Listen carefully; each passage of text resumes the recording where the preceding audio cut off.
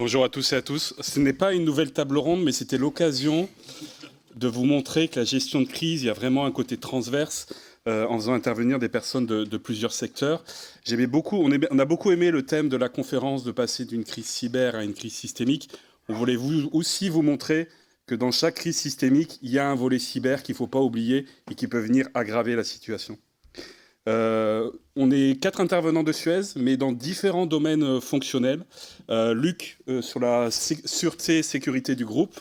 Vincent sur la partie coordination gestion de crise en lien avec la santé sécurité. Moi-même Sébastien, je suis le CISO du groupe et je suis accompagné de Camille sur tous les volets gouvernance, risque et conformité. Ça vous donne à peu près une idée d'une organisation typique de crise, comme on l'a vu dans les différentes présentations, et on trouve que notre retour d'expérience, finalement, c'est un cas d'application. C'est que dans certains grands groupes comme le nôtre, il y a un fort enjeu et cadre lié à la santé et sécurité, mais dans ce domaine-là, il y a un certain nombre de piliers qui sont clés, qui peuvent être aussi autant de piliers d'astreinte et de gestion de crise qui sont nécessaires. La partie coordination qui va décider ou pas de passer au milieu de crise, le volet cybersécurité qu'on va couvrir, le volet sûreté, qui est aussi important dans ces crises-là, et tous ces éléments-là, ensemble, vont constituer des éléments de pilotage, d'arbitrage et de décision liés à la gestion de crise. Et c'est vraiment ce qu'on va vous montrer en termes d'organisation, en termes de comment on se prépare, en termes d'exercice, mais aussi sur des cas d'usage concrets pour vous montrer, lors de crises systémiques, comment on gère et on doit gérer le volet cyber associé pour pouvoir anticiper. Bonjour à tous. Donc moi, mon rôle chez Suez, je suis un petit peu le garant des procédures de gestion de crise au niveau groupe. Donc comme vous le savez, actuellement, je pense que la plupart des grands dirigeants du CAC 40 ont bien ça en tête. En fait, les crises cyber, tant par la probabilité d'occurrence que par l'impact, c'est vraiment le risque majeur. Donc à ce titre-là, moi, l'une de mes missions que j'ai depuis 2019, c'est évidemment de renforcer dans la coordination générale de la procédure de crise groupe l'aspect cyber. C'est pour ça que dans l'ensemble des process, que ce soit dans l'astreinte, que ce soit dans la coordination, que ce soit même au sein même de la cellule de crise, mon rôle, c'est de rajouter cet aspect cyber. On a eu l'intervention de Bouygues, justement, où on montrait comment est organisée la cellule de crise cyber. Moi, je suis un petit peu le client interne de cette cellule de crise-là, à savoir comment je vais aider les décisionnaires du groupe à prendre les bonnes décisions et comment je vais organiser les liens entre, on va dire, la cellule de crise technique cyber et la cellule de crise décisionnelle qui doit prendre en compte l'ensemble des enjeux. Et je trouve que le thème de la conférence est extrêmement intéressant parce qu'on s'efforce justement que cela soit transverse et multidisciplinaire. Donc là, j'ai juste mis un exemple rapide de comment fonctionne l'astreinte au niveau groupe. Donc on a, du coup, comme on a pu l'écouter lors de la table ronde, évidemment, la crise sanitaire a accéléré évidemment l'importance du cyber. Et du coup, suite à la crise sanitaire, on a intégré dans notre système d'astreinte un expert cyber. Donc on a 6 finalement personnes avec des fonctions clés de l'astreinte, dont un spécialiste cyber. On a également un coordinateur qui est en charge de la gestion de l'astreinte chaque semaine. On a une personne responsable RH, on a une personne qui est un expert technique métier, comme on est une industrie, on a un expert sûreté, on a évidemment un expert com, et enfin on a un expert assurance. Et tout ça forme une astreinte groupe. Donc vraiment, cette équipe d'astreinte est préparée aux enjeux cyber et est capable de réagir en conséquence, de prendre les bonnes décisions et de partager les bonnes informations aux bonnes personnes. Rapidement, comment ça fonctionne la crise chez Suez? Donc, je vais passer très rapidement, c'est juste les thématiques de remontée d'informations. Donc on pousse évidemment nos entités à faire remonter les incidents cyber le plus rapidement possible à l'équipe d'astreinte, qui est ensuite capable d'agir en conséquence, de partager les bonnes informations et de décider du déclenchement de la cellule de crise. Là, c'est une cellule de crise, entre guillemets, groupe classique. Chez Suez, on a identifié 3 grandes catégories de crises. On a tout d'abord les crises opérationnelles, les crises sanitaires et les crises cyber. Et pour chacune de ces typologies de crises, on a pré-identifié en amont des personnes de la cellule de crise qui pourraient intégrer justement ces cellules de crise. Et là, on a justement une organisation dite classique. Vraiment, tout le temps, on aura toujours ce noyau dur composé du directeur de la cellule de crise, un historien, un responsable de com, un observateur, un coordinateur de la gestion de crise, un support et un expert. Évidemment, dans le cas du cyber, ce serait un expert cyber. Voilà globalement comment fonctionne de manière générale la gouvernance de crise chez nous. Rapidement sur la méthodologie, on a 3 piliers finalement dans l'organisation de crise globale. On a évidemment la gouvernance de crise que je viens de vous décrire, on a la préparation, mais je pense que je ne vais pas revenir dessus, on a déjà vu ça lors de la table ronde, et on a évidemment toute la question de la planification, qui est évidemment liée au scénario de crise qu'on va identifier et construire des fiches réflexes. Et typiquement, ce que présentaient nos collègues de Bouygues. Ce qui est également intéressant en termes de planification, c'est que moi, du coup, avec ma fonction, on va dire, transverse, je pousse l'ensemble de mes entités à se lancer dans une démarche dite de BIA, donc de Business Impact Analysis. Donc, évidemment, le BIA n'est pas uniquement cyber, mais on a pris le prisme du cyber pour pousser nos entités à travailler sur cette thématique-là. Et on a divisé ça en 4 étapes clés. Donc la première chose, c'est se connaître soi-même. Donc c'est cartographier finalement nos activités critiques. Ça, c'est la première étape de notre BIA. Le deuxième point, c'est identifier pour chacune de ces activités critiques l'application critique. Ensuite, une fois qu'on a réalisé ça, et là, c'est là que c'est important, la coordination qu'on peut avoir entre le cyber, la DSI et les métiers, c'est réfléchir au fameux Recovery Time Objectives et mapper tout ça. Enfin, une fois qu'on a réalisé ce mapping final, on peut réfléchir au PCA, au PRA et finalement aux différentes fiches réflexes qui permettent de fonctionner en mode dégradé. Et là, maintenant, je vais laisser la parole à Sébastien qui va revenir sur l'un des exercices de crise qui prend en jeu toutes ces thématiques. Ce qui est intéressant, c'est qu'on a fait au fil des années 2017, 2018, de plus en plus d'exercices de crise cyber totalement différents. Et les derniers qu'on a fait, qu'on trouvait, on a eu le plus d'impact sur les métiers, c'est faire des exercices annoncés où on demande aux métiers de se préparer sur leurs processus critiques, les scénarios dégradés et ceux qui veulent tester. Et c'est ça qui est le plus enrichissant parce que finalement, il n'y a pas juste l'effet one-shot, ils capitalisent leur process dessus. Quelques facteurs clés de succès qu'on peut partager rapidement, c'est parler le même langage, la méthodologie, les process. Ça, c'est vraiment quelque chose qui est clé dans les différentes cellules et pour les différents membres de la cellule. Il y a un élément aussi d'arriver à comprendre quelles sont les spécificités des impacts et de la crise associée. Ça, c'est important à gérer. Avant tout, quand on parle de résilience, de scénario catastrophe, aussi beau qu'on soit en protection, on pourrait être touché, on pourrait être concerné. J'ai bien aimé la remarque, c'est la question, c'est quand. Et justement, revenir aux fondamentaux sur la continuité d'activité, la reprise d'activité, qu'est-ce qui est vraiment essentiel dans ces moments-là, c'est quelque chose qui est clé. C'est aussi l'occasion de vérifier, lors des exercices, que les sujets majeurs qui ont été abordés, liés à l'assurance, des enjeux liés à l'image, à la communication, aux enjeux de protection des données personnelles, soient également couverts. Et également, c'est bien beau de se préparer, avoir plein de méthodologies. Si ça reste sur la table, ce n'est pas accessible et pas utilisé ou pas disponible lors de la crise, c'est là où il y a un véritable enjeu. Et tout l'enjeu d'un exercice, c'est de mettre tout ça en musique pour avoir la vision globale et être capable de prendre des décisions. Quelques indispensables à tester, on en a parlé, ça a été largement abordé, les moyens de communication et logistique alternatifs. C'est bien beau d'en prévoir, c'est difficile de les utiliser au quotidien, mais c'est au moment où on a l'exercice, où on commence à dire aux gens, écoutez, c'est un scénario cyber sans IT, vous oubliez vos PC.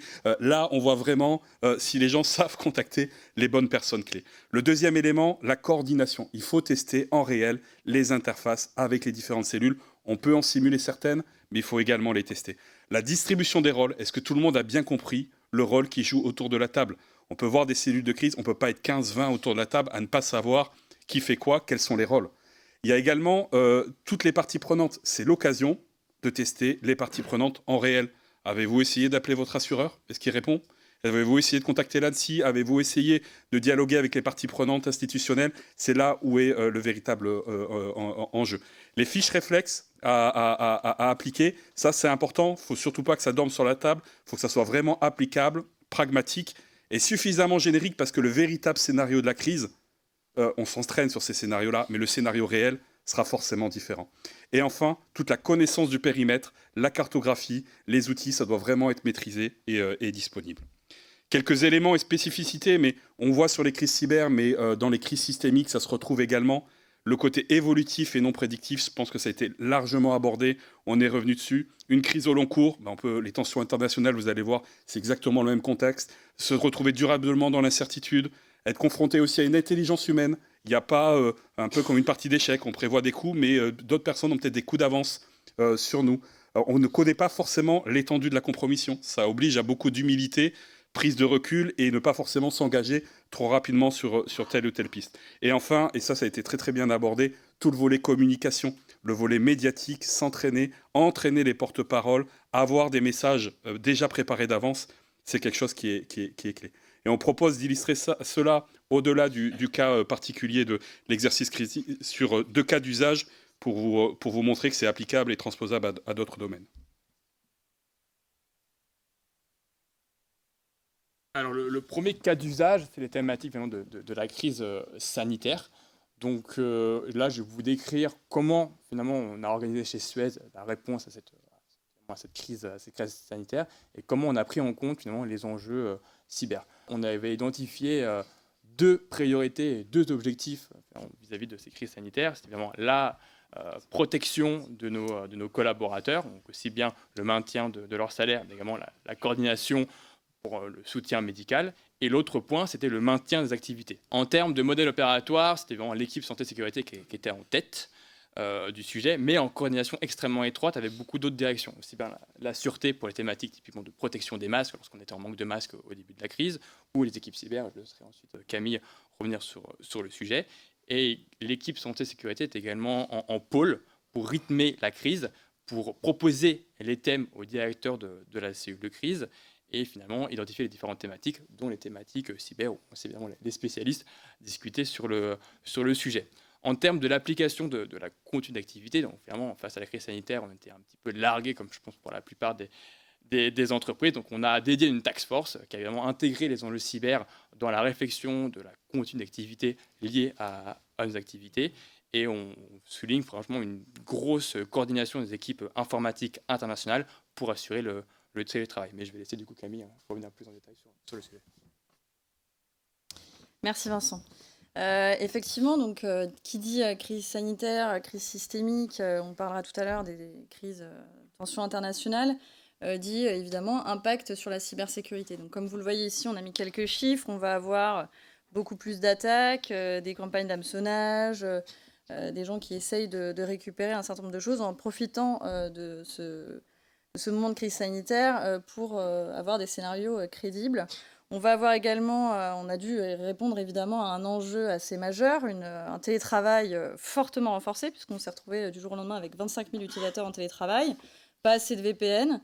Donc il a fallu s'adapter et sécuriser le nomadisme en renforçant le MFA, en fournissant des VPN, en renforçant la protection aussi, y compris en télétravail, et en sensibilisant les utilisateurs qui du coup devaient appliquer un certain nombre de mesures de sécurité aussi de leur côté. Bon, voilà, je ne rentrerai pas forcément dans le détail des chiffres, mais comme vous le voyez, on a eu vraiment un contexte en termes d'attaque qui était plus intense. Il a fallu gérer ça sur le long terme et alors, au-delà de se préparer, réagir vraiment en mode crise pour pouvoir combler les risques qu'on pouvait avoir. Tension internationale. Donc on va vous parler. Merci Camille. On va vous parler de la dernière crise qu'on a affrontée au niveau international avec l'Ukraine. Donc on avait des activités, on avait trois petites activités en Ukraine avec des collaborateurs ukrainiens. Et dans un premier temps, ça a été l'identification de notre périmètre impacté. Donc humain. Et les activités. Donc ça a été fait assez rapidement. Et nous, les mesures qu'on a prises par rapport à... Donc ça, je vous parle à peu près, c'était 15 jours avant l'invasion russe. 15 jours avant. Et pour revenir encore un peu en arrière, depuis, on a failli avoir des activités plus importantes en Ukraine, non loin du Donbass. Et on n'avait pas voulu poursuivre ces prospects-là parce qu'on avait des doutes sur le futur de la relation ukrainienne et russe dans la région. Et donc on était 15 jours avant, on était en relation avec notre country manager et on s'est vite posé les questions pour savoir comment on allait procéder.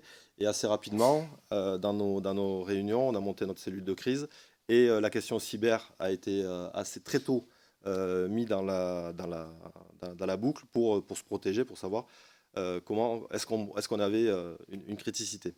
Donc, renforcement de la surveillance des menaces cyber et des actes malveillants, ça a été fait rapidement. Et nous, au niveau sûreté, on a juste ajusté les niveaux, notamment des pays limitrophes. Et au moment de l'invasion, sortir donc l'arrêt des activités et sortie notamment de notre country manager qui est une femme et qui a pu quitter alors que les gens qui opéraient, qui étaient des hommes, sont restés puisqu'ils étaient contraints à combattre.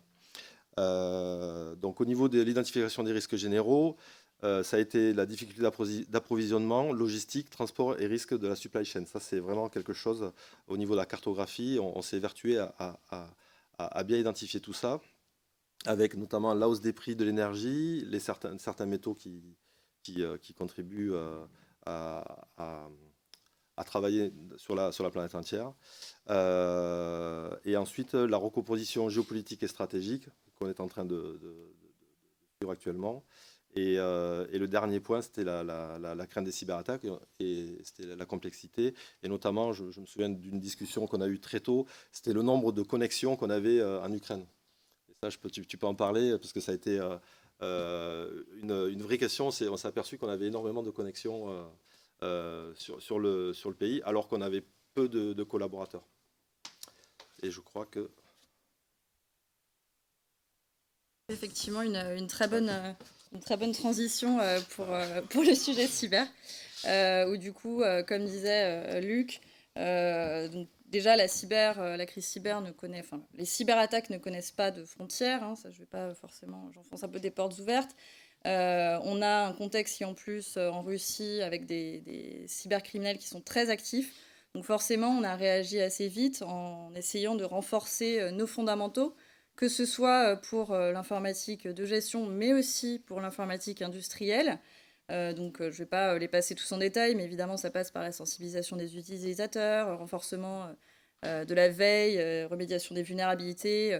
Comme disait Guillaume Poupard, si je peux le citer, c'est en gros les fondamentaux qu'il fallait faire depuis 10 ans, qu'il faut renforcer immédiatement sur un projet de quelques mois.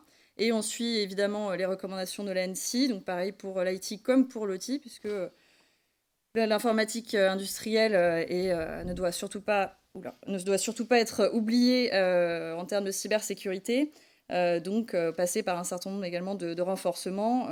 C'est évidemment une crise qui va durer sur un certain temps, donc c'est un projet qui est à long terme, avec des actions de renforcement qui nous prennent du temps, qui mobilisent les équipes. On travaille évidemment en collaboration, pas que la cyber, mais aussi la sûreté, les risques industriels, les infrastructures, etc.